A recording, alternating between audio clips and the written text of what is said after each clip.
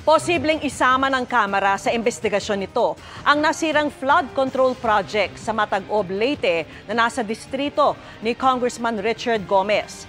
Isinapubliko naman ni Gomez ang mga mensahe ng humihingi ng kanyang panig kasama ang kanilang mga contact number. Bagay na maaari umanong maging batayan ng ethics complaint ayon sa isa pang kongresista. Nakatutok si Tina Panganiban Perez.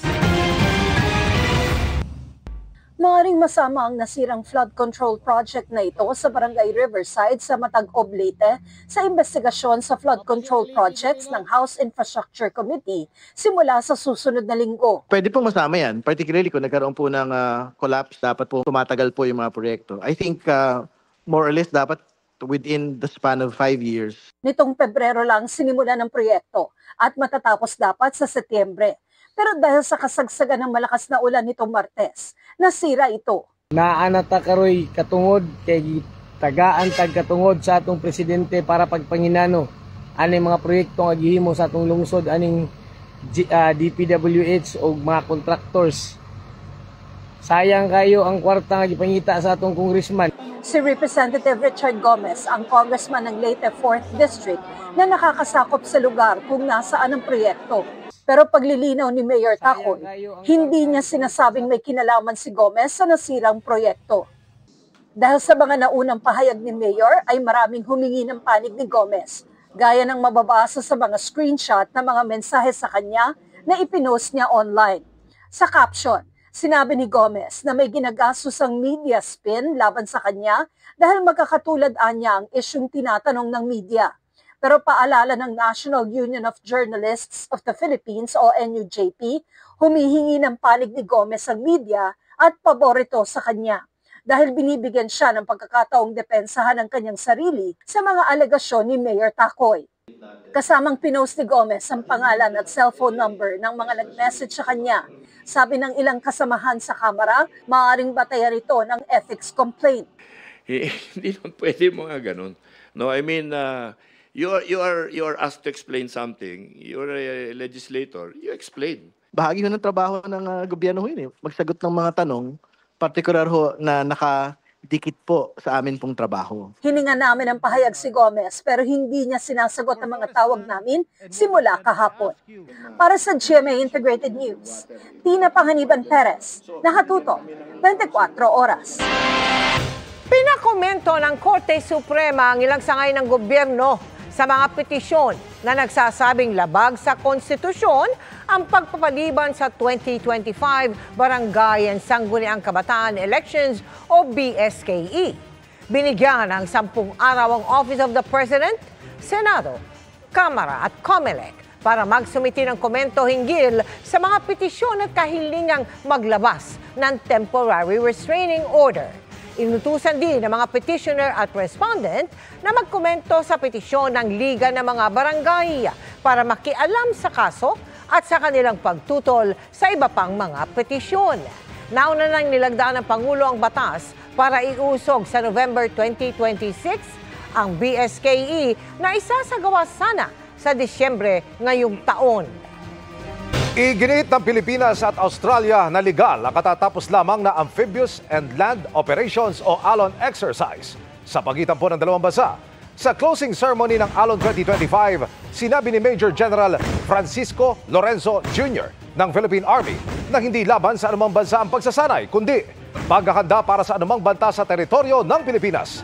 Dagdag pa ng isang opisyal mula sa Australian Defense Force. Natural lang sa mga magkaalyadong bansa na magtulungan at paigtingin ang kanilang interoperability.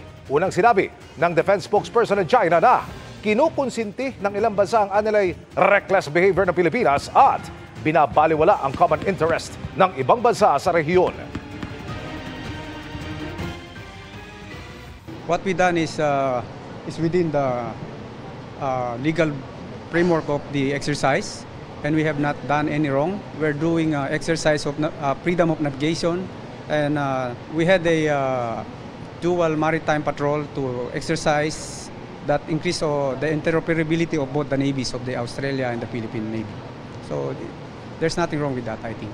It is normal for allies and partners to train together, to build interoperability, and certainly normal for allies and partners to exercise within each other's territories to build that interoperability between our two countries. Get ready sa panibagong MACA this September na tiyak na magpapaiyak at magpapakilig sa mga manonood. Pati characters ng cast para sa spin-off iba-iba raw from the previous seasons. Ichuchika yan ni Nelson Canlas. May bagong spin-off ang Kapuso youth-oriented program na MACA. Iba't ibang anggulo ng school drama ang ma-e-enjoy ng mga manonood sa bagong MACA Love Stream. Interwoven stories ito ng mga estudyante na magpapagalit, magpapaiyak at syempre magpapakilig sa mga kapuso. Kasama pa rin ang MACA barkada ni Zephanie, Sean Besagas, Marco Masa, Elijah Alejo at marami pang iba. Ibang-iba raw ang mga karakter na kanilang ginagampanan sa mga previous MACA seasons. Honestly, naninibago po talaga ako kasi syempre 1 year po namin pinoportray yung mga characters namin. Like ako po si JC. Pero now, I'm super excited rin talaga kasi ayun nga, we get to explore different characters every month. So itong fourth na to na MACA Love Stream, parang it's a collaborative effort talaga. When they were formulating this new rebrand, talagang hiningi rin nila yung input namin ng cast and pati yung mga fans. Talagang they did their due diligence talaga na lahat kami, trip namin yung ginagawa namin. Sa unang yugto nito na pinamagatang 28 days, i-ready na raw ang feels, lalo't emotional ang kwentong bibigyang buhay ng MACA barkada. One thing na I find na very similar with the characters na I've done before is laging hopeful talaga siya. Pero this time, I think mas hinahide ko yung pain compared to Zeph Molina. Ito yung hindi ko pwedeng pakita. Kailangan strong ako, so ngiti lang and nagpupursige para sa family. Guided pa rin sila syempre ng kanilang direktor na si Frasco Mortiz sa bagong yugto na ito ng MACA. Si Derek Frasco po kasi is very kilagi kami kinakausap. And like let's say po like with the lines na kung yung character mo ba siya, sasabihin ba niya to? Kaya so if ever po medyo nalilihis, medyo binibigyan niya kami ng freedom to change, diba? The lines. Mapapanood ang MACA Love Stream simula September 6, 4:45 p.m. pagkatapos ng Wish Ko Lang on GMA at Kapuso Stream. At kung nabitin pa kayo, may ibang side stories pa na mapapanood sa YouTube channel ng MACA after each episode. Nelson Canlas, updated sa Showbiz Happenings. Magandang gabi mga kapuso. Ako po ang inyong Kuya Kim na magbibigay sa inyo ng trivia sa likod ng mga trending na balita. Tara't makipista tayo sa Valencia sa Spain kung saan ang mga nakisaya sa pagdiriwang nagbabatuhan ng tone-toneladang mga kamatis. Kapag binato ka raw ng bato, batuhin mo ng tinapay. Pero sa pistang ito sa Valencia, Spain, ang walang habas na pinagbabato ng mga tao, hindi tinapay kundi libu-libong mga kamatis. Ito ang taunang La Tomatina Festival sa bayan ng Buñol. Sa taong ito, may 20,000 katao ang nakilahok sa batuhan ng mga overripe na mga kamatis. Kaya ang kalsada kung saan idinaos ang kapistahan, nagkulay pula. Isa sa mga nakisaya sa Tomatina, ang kababayan nating si Joe. Very chaotic talaga siya, pero it was so much fun. Everyone is very game, sports lahat. It was a very unique experience. Ang paglahok ni Joe sa Tomatina, 3 years in the making daw. We have to really plan it and we have to really allocate a week for it so that ma-enjoy mo yung festival. So we book it in advance. At kahit may 20,000 katao raw nakilahok sa pista, hindi nakaramdam ng takot sina Joe. Well organized, a lot of police around, ambulances. Ang Tomatina, 8 dekada ng tradisyon sa Buñol. Hindi malinaw kung paano ito nagsimula. Pero ayon sa isang kwento, nag-umpisa daw ito nang may isang grupo ng kabataan noong 1940s ang nakigulo sa isang parada. Dahil dito, nagkakabatuhan daw ng mga gulay lalo na ng mga kamatis. Paulit-ulit itong nangyayari taon-taon hanggang sa naging opisyal na pista ito at sa mga nag-aalala, lalo tone-toneladang kamatis ang nasasayang tuwing Tomatina. Paglilinaw ng mga organizer, hindi daw edible o hindi nakakain ang mga kamatis na ginagamit dito. Hindi kasi nakapasa ang mga kamatis sa quality control standards for human consumption. Hindi lang sa mga taga-Valencia mahalaga ang kamatis. Nakadikit din ito sa panlasa at kultura nating mga Pilipino. Hindi kumpleto ang marami sa ating mga putahe kung wala ito. Pero may ideya ba kayo kung ang mga kamatis prutas ba o gulay? Kuya Kim, ano na?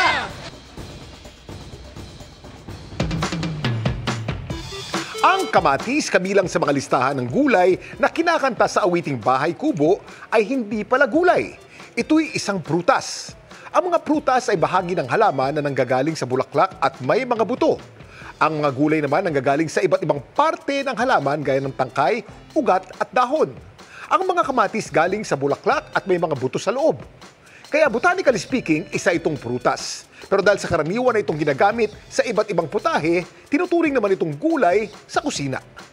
Samantala, para malaman ang trivia sa likod ng viral na balita, i-post o i-comment lang, #Kuya Kim, ano na?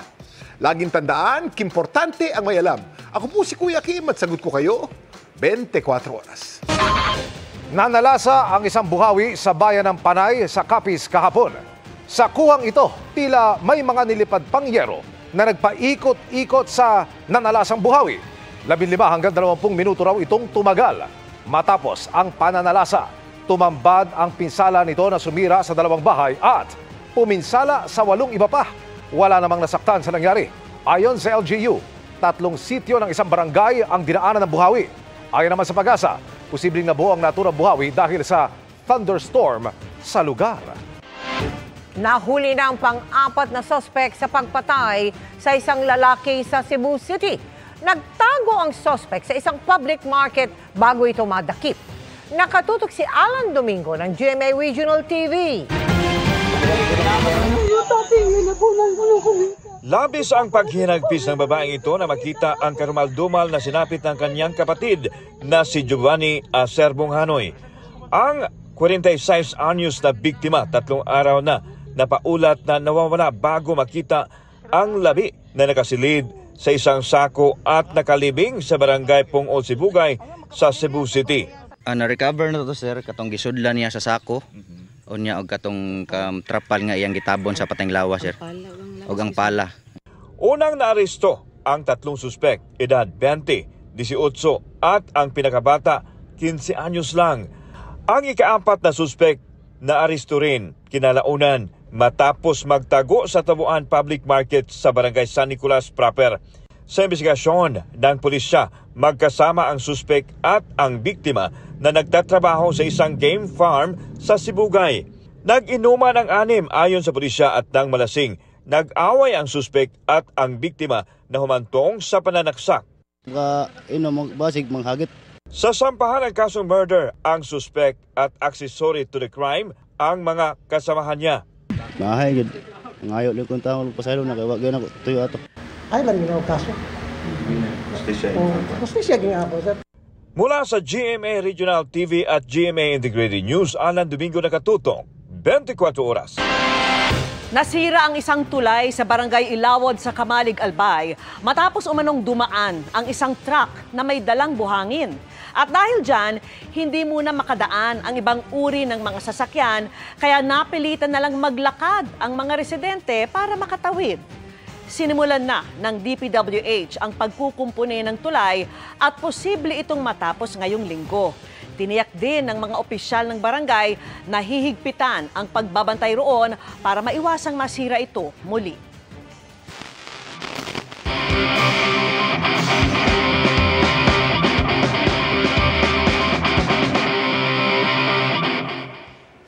Imbis na sa basurahan, pwedeng idiretso sa isang vending machine ang mga patapong plastic bottle sa probinsya ng Quezon. Bawat boteng ihulog kasi roon, may kapalit na libreng Wi-Fi connection. Tara, let's change the game at alamin kung paano yan gumagana. Sa patok na PisoNet, papiso-pisong hulog lang, pwede nang mag-internet. Pero paano kung kahit piso, wala ka? Pwede bang ang ihulog na lang ay basura? Oo! Kung nandito ka sa covered court ng Barangay Poblasyon, Tagkawayan, Quezon. Kung nasaan ang e-connect Wi-Fi ng kanilang sangguniang kabataan. Sino mag-aakala na mga plastic bottle gaya nito na itinuturing ng basura, pwede pang magamit kapalit ang libreng Wi-Fi? Ang e-connect Wi-Fi po ay proyektong pinagsama po na teknolohiya at environmental care. Ano po, inspired po siya sa Piso Wi-Fi Bendo machine. Gumagawa na po talaga ako ng Wi-Fi Bendo machine. So, meron na rin ako daw mga design ng mga garbage acceptor, bottle acceptor. Kinabitan lang siya ngayon ng bottle acceptor. Sige nga, try nating mag-i-connect Wi-Fi. Kukonect tayo sa Wi-Fi SSID, yung pangalan ng Wi-Fi, which is yung Econnect Wi-Fi Bendo. So after nun, pag kumonect po tayo sa Econnect Wi-Fi Bendo, meron po yung captive portal na lalabas. So, pipindutin lang po natin yung insert bottle. Insert your PET bottle and enjoy your Wi-Fi connection. Yan. After po niyan, ilalagay natin dun sa butas yung plastic bottle. And enjoy your Wi-Fi connection. Yan. Tapos, kung maririnig nyo po, nag-count. Insert your PET bottle and enjoy your Wi-Fi connection. Yan. Insert your PET bottle and enjoy your Wi-Fi connection. Tapos, done paying. So, after po nun, connected na tayo sa internet. O di ba? Ang kailangan mo lang mga plastic bottle at ang iyong device para maka-i-connect sa Wi-Fi.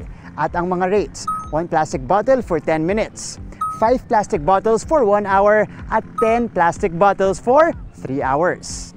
May sensor ito na nakakadetect sa plastic bottle para sure na ito lang ang magpapagana.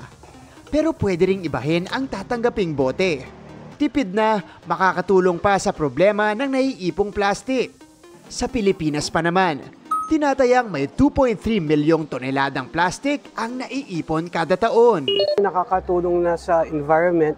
Nakakatulong pa sa mga kabataan. Imbis po na itatapon sa mga basuran, is ipunin po natin.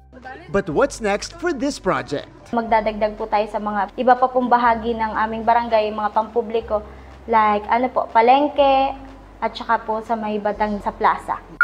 There you have it mga kapuso, it's another game-changing innovation na makakatulong na sa environment at makakatulong pa sa mga residente for an easy Wi-Fi access. Para sa GMA Integrated News, ako si Martin Javier, changing the game! At update tayo sa away kalsada na nauwi sa Pamamariles sa Cavite. Tukoy na ng mga otoridad ang gunman. Nakatutok si Rafi Tima. Sa pamamagitan ng plaka na trace sa follow-up operation ng Dasmariñas Police, ang rehistradong may-ari ng pulang kotse na nasangkot sa away kalsada na nauwi sa pamamaril sa barangay Salitran 3 sa Dasmariñas, Cavite nitong Miyerkules. Nakilala na rin daw ng pulisya ang namaril na driver na nakatira lang sa barangay kung saan nangyari ang insidente. Pinaghahanap na siya ngayon ng mga otoridad. Na-verify po namin sa dating may-ari ng sakyan, tapos itinuro ng dating may-ari yung may-ari ngayon, yung nakabili. Yun nga po na nangangalang alias Jeffrey.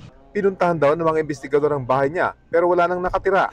Kanina, nagtungo naman sa Dasmariñas Police Station ng mga kaanak ng biktima para samahan ang testigong nakakita sa buong insidente para sa pagsasampa ng kaso. Ang isasampa po namin dito ay kasong murder po. Ilang araw na lang daw paritiro na sana sa kanyang trabaho sa Meralco ang biktima.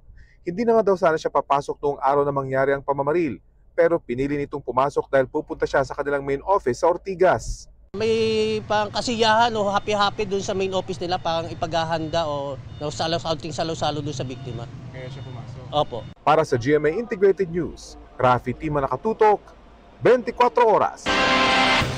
Naaresto na ang isa sa mga suspect sa pagpatay sa isang lalaki sa isang hotel sa Cubao, Quezon City na lumalabas nobyo pala ng biktima. Nakontak siya dahil pinatubos pa niya ang motorsiklong ginamit ng biktima at kanyang tinangay. Nakatutok si Mari Zumali. Sa kuha ng CCTV footage na ito kagabi, makikita ang lalaking ito na may dalang helmet at nag-aabang na motorsiklo. Maya-maya pa, huminto sa kanyang harapan ng isang motor at saka siya umangkas. Ang dalawang itinuturong pumatay sa 38 anyos na lalaking natagpuan sa isang hotel sa Cubao, Quezon City. Ang biktima, nakagapos ng extension cord ang mga paa at kamay at may busal pa sa bibig. Ayon sa pulisya, ninakaw ng dalawa ang motorsiklo, bit-bit ang iba pang gamit ng biktima. Nakapanayam namin ang may-ari ng motorsiklo. Dati raw niyang karelasyon ang biktima at ngayon matalik na niyang kaibigan. Kwento niya, nag-chat pa noong Miyerkules ang kaibigan para manghiram ng 3,500 pambili raw ng mga gamit. Di rin kasi ako masyadong nagtatanong and kulang siya ng pera kaya nagpa-Gcash siya sa akin. Yun nga po hindi ko po kilala pero kampante po ako dahil nga po sa kaibigan ko nga po siya. Pero kanina, muli na naman daw kumontak sa kanya ang numero at nanghihingi na ng 4,000 piso para matubos ang motor.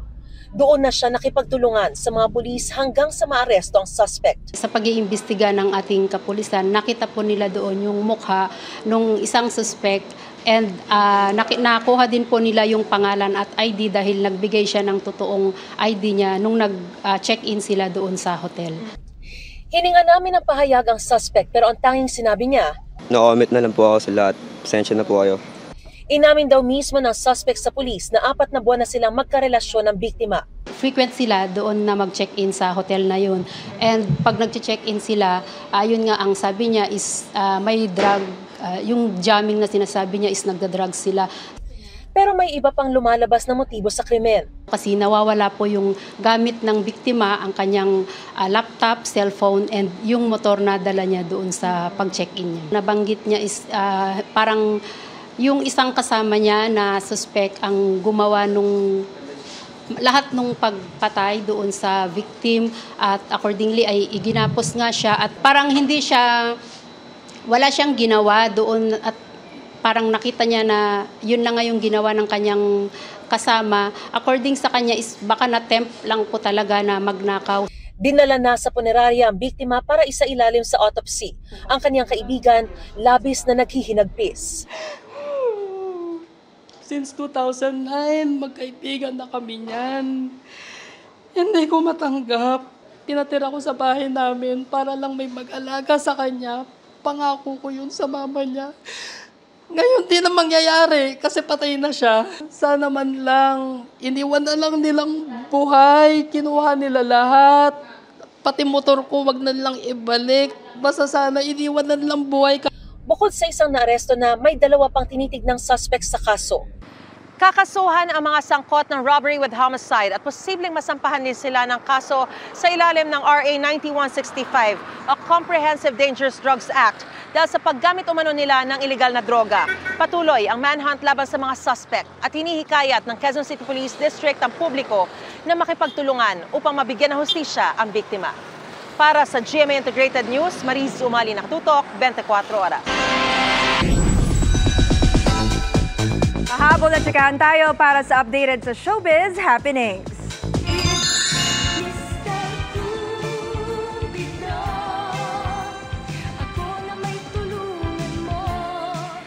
Mr. Cupido, tulungan mo naman si Mika Salamanca dahil kilig na kilig ang fans sa brand new video niya with Brent Manalo habang napapakute to the tune of Mr. Cupido.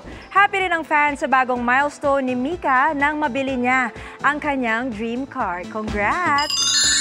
Team Rawi and Shuvi is in Japan. Enjoy na enjoy si Noel Ashley at Ralph De Leon sa kanilang ramen bonding sa Land of the Rising Sun. Of course, kasama rin ang duo sa pamamasyal, si Shuvi Etrata.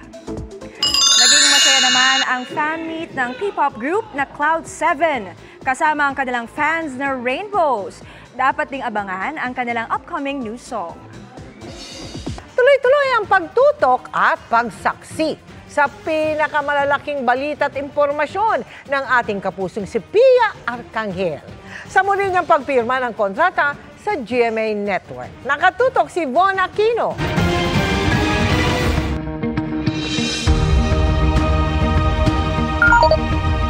Sa loob ng mahigit 2 dekada, naging bahagi na ng tahanang Pilipino si Pia Arcangel. Nakatutok at saksi sa mga mahalagang pangyayari sa loob at labas ng bansa. Sama-sama po tayong magiging saksi. Hindi rin malilimutan ang pagiging parte ng childhood ng marami ni Ate Pia bilang art angel. Gayon din ang iba't ibang kwentong kanyang inilahad sa mga naging programa sa GMA Integrated News at GMA Public Affairs. Bawat isang boto ay mahalaga. Ang kanyang paghahatid impormasyon hindi na lang sa TV. Today we feature the brilliant mind, kundi maging sa online platforms. Ngayong araw muling pumirma ng kontrata si Pia Arcangel sa GMA Network bilang 24 oras weekend at saksi anchor. Pinangunahan niya ni GMA Network President and CEO Gilberto R. Duavit Jr., Senior Vice President and Head for GMA Integrated News, Regional TV and Synergy, Oliver Victor B. Amoroso, at Vice President and Deputy Head for News Programs and Specials Division, Michelle S. Seva. Nagpahayag ng kanyang pagbati at pasasalamat sa pamamagitan ng isang video message si GMA Network Chairman Attorney Felipe L. Gozon. Pia Arcangel is one of GMA Integrated News' most valued personalities. Kaya naman ako at ang buong GMA Network ay nagagalak na nananatili siyang loyal, kapuso for more than 2 decades. Congratulations, Pia, and thank you for your continued dedication and excellence. Isa akong tagahanga ni Pia at nagpapasalamat sa pagkakataon, Pia, na pasalamatan ka dahil isa kang ehemplo ng tunay at inaasam-asam na kapuso. You are the ideal. You personify it, exemplify, and you make us all proud. We are very grateful na minabuti mong manatiling kapuso. GMA Integrated News is grateful for Pia, no? Especially for the hard work, the dedication, no, that she placed as our news presenter for Saksi and 24 Oras Weekend, seamlessly transitioning from TV to digital, tas TV ulit, no? Inalala naman ni Pia kung paano nagsimula ang kanyang karera sa Kapuso Network. I felt GMA calling to me, telling me that this is where you belong. So naalala ko yun, sir. Talagang sabi ng GMA, this is where I belong. And I really took a chance. 23 years that I have spent at the newsroom and I couldn't be happier.